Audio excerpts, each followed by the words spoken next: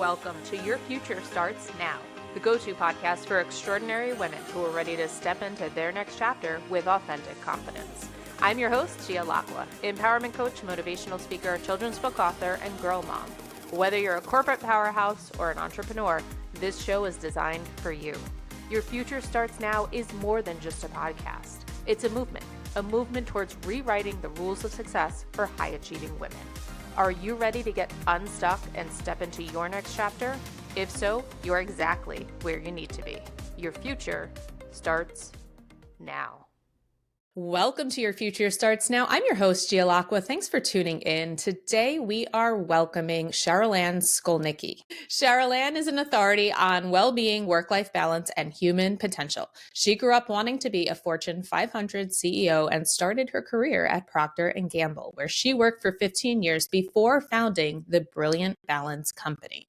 As a beloved speaker, she delivers energizing keynotes for companies, conferences, events, and organizations that are committed to helping professionals reach their full potential at work and at home. Cherylanne hosts the top-rated Brilliant Balance podcast, which reaches thousands of listeners each week. She's a trusted coach to a roster of hundreds of private clients and is a well-respected advisor to corporate leaders. Cherylanne, thanks for being here today. Welcome to the show. Oh, thanks for having me. I'm happy to do this. It's a fun way to start my day. Awesome. So tell us a little bit about your background and how you got to where you are today. Sure. So I think you did a good job with the bio of like giving people a little bit of the, how did we get to where we are? It really is an important part of my story that I spent 15 years working in corporate life. And this is something we share, right? I never, ever thought I would be an entrepreneur.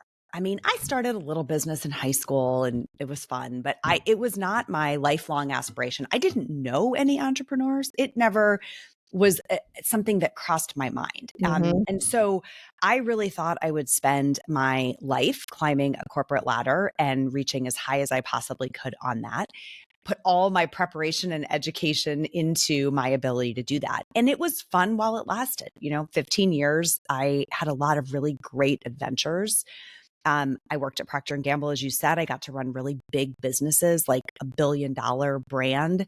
And I learned a ton about the mechanics of running a business. What I also saw while I was there were a lot of people whose lives were a little broken, like twisted in some way that all they could really think about was the work. And I had some aha moments where like I was leading a team and I would come into a conference room and I learned to start meetings with this question, like, tell me the biggest thing that's on your mind in terms of work and tell me the biggest thing that's on your mind or heart at home. As we would like open a meeting. And I'm telling you, if you are sitting in a corporate environment and listening to this today, you're welcome. Like steal that idea and take it into your next team meeting, because what opened was like Pandora's box, right? I mean, if you follow what happened on X recently with Elmo, it's like he asked the question and the world, it was very akin to that. It was my own little experience of just, oh my goodness, everyone in this room is carrying something beyond this project that I'm expecting an update on, or this budget that I need them to, reduce by 20% or whatever. So that little flicker of an insight sort of led ultimately to the career I have today, which is like, how do we really address the whole person? And I love to work with women at the intersection of their personal and professional lives. That is my sweet spot. And so Brilliant Balance really is about that. It's about honoring the entire human and kind of helping them find more ease, more lightness in their life, in all the pieces and parts of it. I love that. So powerful, because I think, years ago when I started in corporate, it was sort of, you have a professional life and you have a personal life, and they didn't cross over, but that's just not the reality, right? So I feel like we've come a long way, but I feel like, to your point, there's probably still a long way to go. I think there's more recognition for holistic wellness now. I read an article just this morning, very tragic story about a pharmacist who had a heart attack behind the counter in 2021, so during COVID. But I'm assuming that's the reason that CVS now closes their pharmacy for lunch breaks, right? So, I mean, it talks about, obviously she had health issues, but talks about corporate culture, the culture within the Yes. organization, stress and burnout, and how she was waiting for somebody to relieve her so that she could go to the ER. Oh, So very tragic, very scary, but it puts things in perspective when you're able to take that step back and say, what are we doing with this whole hustle culture, right? mhm. How is it serving us? And what do we need to shift for ourselves and for Yeah. the next generation? So one of the things you talk about is lightening things up Mhm. for women. And I love how you described the intersection of the personal and professional, because there's so much there, right? Talk to us a little bit about what that means and, how can women lighten things up? Yes. Well, I think, if you're listening today and you just ask yourself, like, does my life feel light or heavy? Right? If you're a woman and you are anywhere in midlife, let's say 30s to 50s, it is pretty rare that the answer is it feels light. I Mhm. think there is a lot of heavy, and we've all read the same articles and lived the same experience about the mental load that we're carrying, sort of being the primary person in charge of all the things at home. The professional demands in that chapter of life are ratcheting up. We're running bigger businesses, or we're, ascending various kinds of ladders that carry more responsibility. We're Mhm. often starting to bump into aging parents. And if we're lucky enough to still have them, the responsibilities are shifting a bit. We've got pets and houses and cars and all the things that we're trying to take care of. And I think it lands like sometimes a really heavy weight on our shoulders. And often when I ask people first, like, what feels heavy, they'll list all those things I just did because they're top of mind. They're the things that are taking up headspace. But what I learned when I started like double clicking on this problem is that the heaviest thing we're carrying is really the weight of expectations. It's the rules that we've assigned or collected about how we're supposed to execute all of these roles. So the roles themselves are one thing, but the way we think we're supposed to do it Mhm. well, that's the heaviest part. And so it blocks us from being able to let go of some of those responsibilities or manage them differently because we're such good girls. Like we've been so conditioned to do it the way we think we were taught. And sometimes it wasn't even intentional teaching. It's like we absorbed it from the ether Yes. and we're carrying it around with us. So that's a big part of my work is figuring out what it is that's making it feel heavy. It's not like we're going to give back our kids, right? That just probably not practical. So we're going to have to figure out how do we parent in a way that doesn't carry so much weight. Yeah, no, that makes so much sense. And I love how you describe that, because it often is the day to day routine that we get really bogged down by. Yes. And we don't afford ourselves, I don't think, the time and the space to step back and evaluate, right? Where are those pain points? What is really taking a toll on us? Yes. And so I think that's such a powerful way to look at it. And to your point around the expectations, some of them are internal, right? Mhm. Some of them are external. Yes. And so being able to discern which is which and how to unlearn. Well, and importantly, Gia, some of them are invisible, right? Yes, Like, I think when you really start to get into this conversation through that lens, some of them we just don't even know that that's the problem, right? absolutely. Until we really start making the invisible visible. And Yeah. that's nobody has time. So they're just so busy doing, they're not really ever thinking about that. Yeah. No, it's a great point because, as you mentioned earlier, some of them become ingrained. Nobody explicitly told us you have to, right, drive the carpool and do the laundry and make dinner, right? But that may be something that we learned or an expectation that we put on ourselves. And so to sort of take a look at that and say, well, wait a minute, what can I do differently here? Mhm. I think, is really powerful. So, Let me give you an example from the home world, and we can talk about them in our professional lives as well. But often when we talk about the work of keeping a home in order, right? Like clean and organized and kind of clutter free. Women will say, I can't get my partner to help with this. Or when hmm, I ask my kids to help me, they push back or they whine about it or they frustrate. And you might think that I would then launch into like, oh, well, okay, how do we get them to help you? But I actually go back a step and say, why is the frame we're in that they're helping you? Mm-hmm. Right? What's the underlying assumption? The underlying assumption that is it's my job. Yes. And therefore, I'm struggling. It's too much. It's heavy. I'm burned out. And I'm going to have to ask for help, which, by the way, we usually hate doing.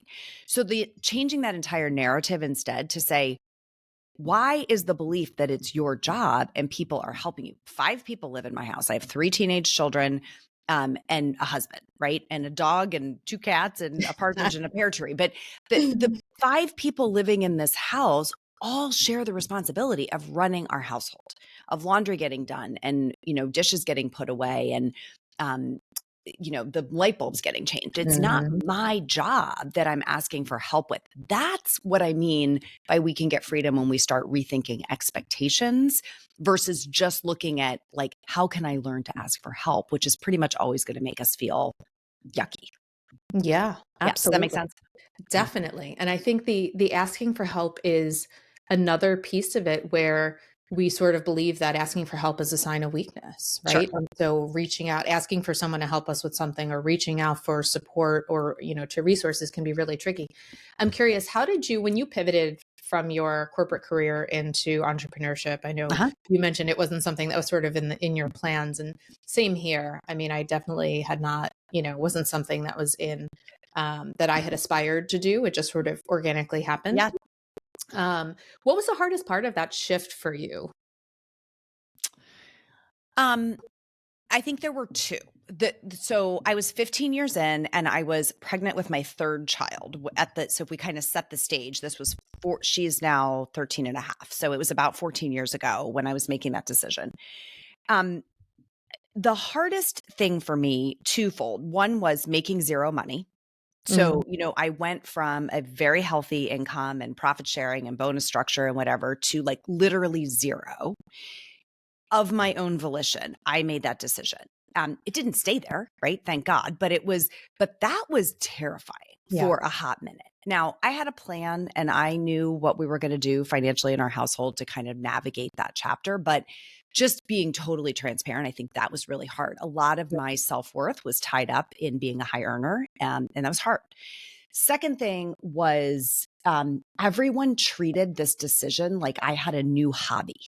Like people in my personal life who would like, oh, I hear you started a little business. Like, what is that? That is not the narrative that we put men in, right? Men get called startup founders and like this whole thing of you started a little bit was so deeply humiliating to me, like frustrating and humiliating. I was very angry about it. And I understood it because I understood that they were trying to wrap their head around, it didn't look like this big corporate global thing that I had been doing. But I was so much more excited about this vision. So that was really hard. And I had to recenter myself to like, I know what I'm building and I know what's happening here. And the external impression of it is going to take a minute. To catch up. I think people's view of it's pretty different today than it was then, but that was a tough transition from kind of, I implicitly had the respect of other people when I would introduce myself by my title and company. And then they just didn't know what to do with it. Yeah. And I hear that a lot, honestly, from women who had prestigious corporate jobs who went into this. Like, we don't know what to even call ourselves to be. And if you want the answer, startup founder works. Like, that's the answer. If you say, oh, I founded a startup, they're like, oh, that's the new version of what, I didn't know that 14 years ago. Yeah. And I think to your point, people even ask you like, well, why? Why would you do that? Right. It makes no sense. It makes no sense. And so it is so interesting. You touched upon the financial aspect, which is no doubt a very real concern, right? Yeah. And then there's the identity piece. And I want to dig into that a little bit, right? Sure. So I think we can be so attached to our jobs and our careers, and that becomes such a huge part of our identity. Of course. Right? Like, I know for me, stepping out of that identity was hard, right? Because it was a core to who I was. And it took a lot of work, but it helped me to realize that I'm more than my job. Right. But so we wear this hat as, career woman, businesswoman, and then we have where perhaps a wife or a spouse or mother, right? Talk to us a little bit about the identity piece and sort of having to reinvent yourself. Well, I think your word at the end there is really the right word. This reinvention or maybe reimagining of who you are. I will often say that freedom is on the other side of a perspective shift. Like, it really is. It's just language. It's just the inner narrative that I'm making this motion with my hands that people won't be able to see, but it just turns on a dime. It's like the slightest edge of better language, different language, and you feel so much freer. So when it comes to identity, there's this reimagining, who am I? We're so accustomed to introducing ourselves by our title in this culture.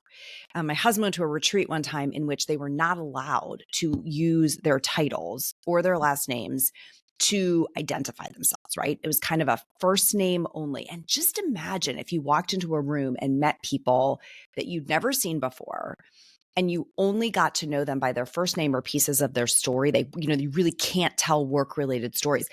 The connection is, we get out of the hierarchy, we get out of the pecking order. It's like you're just human to human. And I think that's the invitation in this, is to reconnect to something that's really much deeper. My faith life is super important to me. I think it put me back in, like, I have worth because I am, not because of what I do. Yeah. And then also the creative freedom to choose what I do. What is the work I want to put in the world? What's the dent I want to put in the universe? What's the change I want to see in people?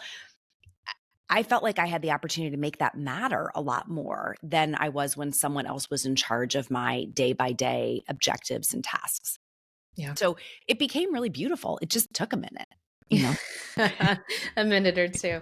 No, it is beautiful. And I love that you recognize you have the power of choice, right? Because so many of us get stuck in, well, this is just the way it is. Mm-hmm. This is the way it's supposed to be. Mm-hmm. This is what I signed up for. Mm-hmm. And so the power to step back from that and see that you have agency to really guide your journey and guide your path is incredibly, incredibly powerful. And also, you mentioned the reconnecting with yourself or rediscovering yourself, getting back to the core of who you are as a person, not based on, to your point, your title, your salary, right? What kind of car you drive. And it's really about that inner self-worth. Mm-hmm. And how do you define yourself despite your achievements? Yes. And I don't think that it's an either or. I think that where this could get dangerous for people who maybe are sitting in a corporate job dancing with, is this a path that I would take? I mean, there can be a dip in that you have to know how to weather, but I don't think you have to say, like, I have to choose purpose-driven work where I have a lot of like divine compensation. I feel an intrinsic sense of reward for the change that I'm making in people's lives or the suffering that I'm eradicating. Or I can make money and drive a nice car and have a nice house. Like, I really believe strongly in the both and approach of what would have to be true for you to have both, because it has killed more dreams than I can count to watch people say, like, but I would have to give up all of this. How do you know? Yeah. Have you even turned over the rocks to see what might be on the other side? Is there another highly lucrative paid job that feels better and has more, I think that's that core question, what would have to be true, is one that I ask every client until they want to throw something at me, just because it implies maneuverability, right? It's not a brick wall. There's a way under, around, over, or through that thing. Like, what would have to be true for you to have your cake and eat it too? And I think that's a really important piece of this, is we don't want to set it up as a false dichotomy. It's what is the both and. Yeah, it's a great point. And I love that question of what would have to be true, I think. And that's the beauty of coaching too, right? Is exploring the what if scenarios and the possibilities and the potentials that we often don't allow ourselves to explore because it's either too scary or we think we're not supposed to. Right? Right. See, I think I did not get given that chip at birth. Like, I think that willingness to explore is just innate in me. But my husband reminds me of that all the time. He's like, honey, it is scary for people to really think Yeah. about. I'm like, why don't people think about this? And he has Yeah. to remind me it's because there's so much fear of what we might uncover and then what we have to confront. Yeah. Right. Because if we get to a place where we uncover possibility, we have to confront that we haven't yet pursued that or explored it. And that can be grief. That can be loss if it's been a while, right? So Sure. I think it's a really important point that there can be fear of what might I find on the other side? What might I have to go Mhm. do or Mhm. change? And your reminder that, choice sits at the center of this entire model is so important for the listener to take away that I think almost everything is a choice. Almost everything. And it's not always the big choices, right? Like, oh, I had these children. I have no choice. Now I have them. Yes. But there are 1,000 choices within how we will spend our time and parent them and educate them and all of the things, right? Clothe Mhm. them that create degrees of freedom. So whenever you hear yourself saying, it is what it is, I have no choice, that's an invitation to say, but do you? Is there some piece of this that a different choice would sort of turn the trajectory of how it's going? Absolutely. Such a great point. Cherylanne, talk to us a little bit about success for you and how you define success today and how that definition has evolved for you over time. Yeah. So I think the word that comes to mind immediately when I think about success today is freedom. They're just inextricably tied, right? Time freedom, financial freedom, Mhm. like the freedom to think about the things I want to think about, to create the work I want to create. Um, I'm so deeply grateful for that, that's, sort of how my life works these days. I really don't take it for granted for 1 second. And the places that feel like I don't have freedom are the invitation to choice, right? It's the invitation back again to say, okay, if that's what I'm really seeking is freedom. Now, the freedom is I get to use it wherever I want. I can use it to be of service. I can use it to say, I'm going to put my own needs to the side Yeah. and do this thing that's really of service to someone else. But having that choice is huge. I've navigated some really big ups and downs in our personal life over the last 4 or 5 years. And that was something that was the guiding principle that got me through. It was like, yeah, but I have freedom to make the choices that are important for my family, for myself, for my business through that chapter, as so many of us did during what we call the Mhm. COVID years, right? So Mhm. I think freedom is the short answer. Yeah, I love that.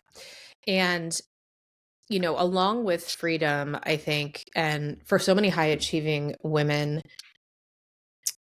recognizing that it's important to care for ourselves is something Mhm. I think we all kind of grapple with at some point. Sure. Um, and making sure that we are taking care of ourselves, no matter what our situation is, career wise or at home. I want to just touch upon self care, Yes. which is not a term that I love. Me And I know neither. some people have a really like visceral Visceral. reaction, Yes. right? Like pampering. I don't like that word either. Yes. But unfortunately, I haven't come up with a better one yet. But I want to just touch upon like for those of us who feel like self-care isn't for me, I don't have time. Um, I don't even know what that looks like. All the excuses we come up with in our heads. Yeah. Let's just touch upon like what is self-care?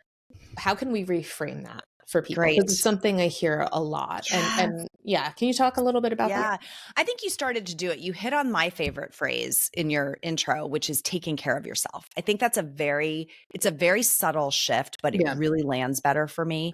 And I actually have started using it in my inner dialogue. So I Mm, think back up a half step. A lot of us have the belief that we have no control over our inner dialogue. I actually think we can manipulate the inner dialogue. And the phrase, I am taking care of myself, I am taking good care of myself, mhm, is a very tender phrase, right? We take care of other people. We can take care of ourselves. Something about that feels different than self-care, which I think has been co-opted by the Instagram world as like long baths and I don't know what things I don't do a lot of. So So what does it mean to take care of ourselves? Okay. Here's my framework for this. It starts with understanding what makes us feel healthy and whole and human. What are the collection of behaviors, practices that really kind of put us out into the world feeling like we're whole?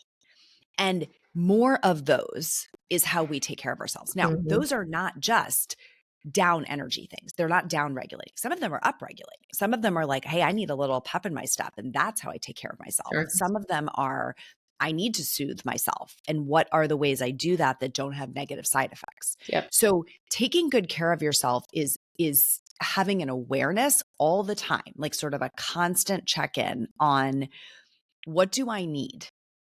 What would be good for me right now that kind of brings me back to my center? And so I think what I've learned for me personally is important is I tend to spin out versus get like I tend toward anxiety versus depression. Let's put it that way. I'm not diagnosed with either, but I tend to run hot and kind of spin out versus cuddle up and, curl up in a ball. So because of that, a lot of my practices to take care of myself are about down regulating. Like, how do I bring myself back to center? Sure. If you're listening and you're someone who's like, boy, I tend to like go into retreat and curl up in a ball, then you may need practices that are like the way you take care of yourself are to kind of bring that life force back. Yes. Knowing that edge for yourself, really important.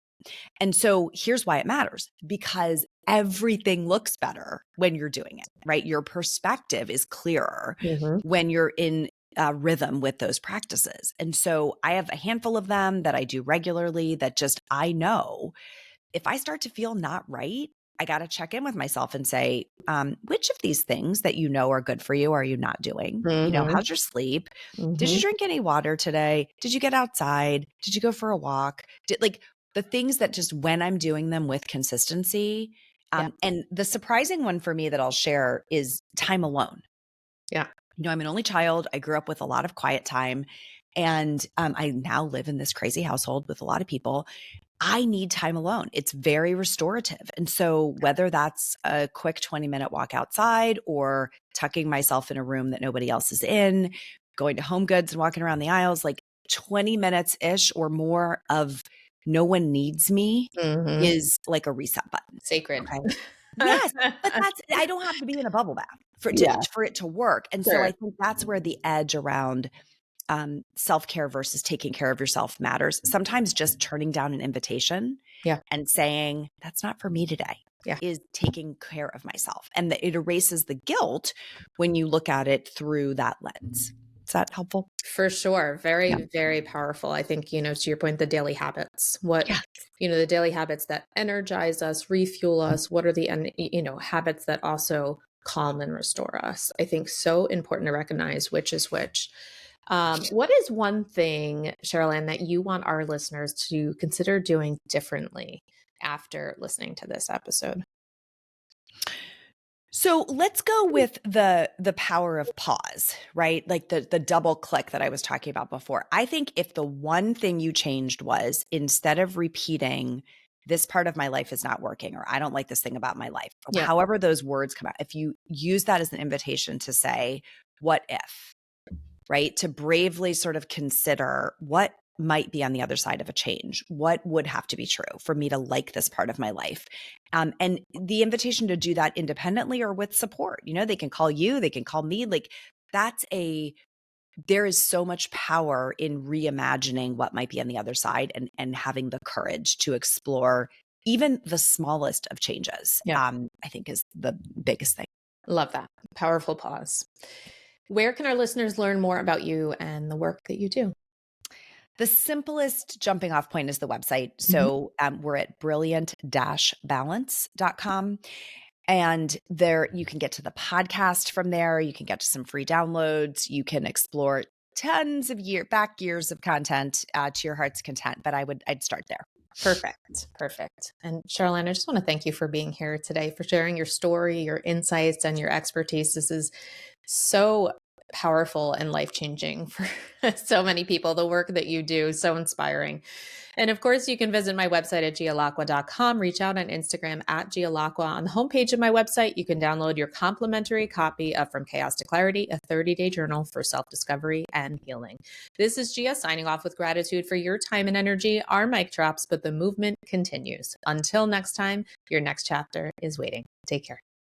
That concludes another empowering episode of Your Future Starts Now. Before we wrap up, I want to thank this incredible community of high-achieving women. Your energy, resilience, and commitment to growth are the driving force behind what we do.